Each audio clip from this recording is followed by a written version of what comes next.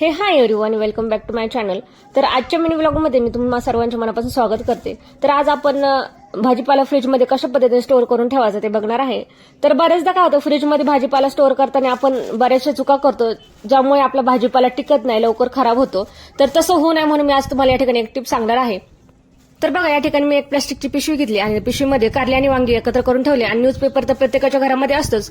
तर न्यूजपेपरचा गोळा करून त्या पिशवीमध्ये ठेवायचा आणि अशाच पद्धतीने बाकीचा भाजीपाला देखील मी या ठिकाणी एकाच मोठ्या पिशवीमध्ये ठेवला, जसं की कोबी, टोमॅटो, आल्याच्या शेंगा आणि भेंडी सर्व एकत्र करून ठेवले आणि पिशवी मोठी घेतली. त्यामुळे या ठिकाणी 2 मी न्यूजपेपरचे यूज करणार आहे. तर 2 न्यूजपेपरचे छोटे छोटे तुकडे घ्यायचे आणि गोळे करून त्या पिशवीमध्ये घालायचं आणि पिशवीची गाठ अशी बांधायची नाही की त्यामध्ये बाहेरची हवा गेली नाही पाहिजे.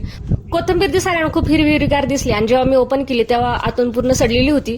अपेक्षेपेक्षा खूप घाण कोथिंबीर निघाली आणि कोथिंबीर असं आहे त्यात थोडे जरी पिवळे पानं ठेवले तर पूर्ण कोथिंबीर खराब होती. तर बघा, कचरा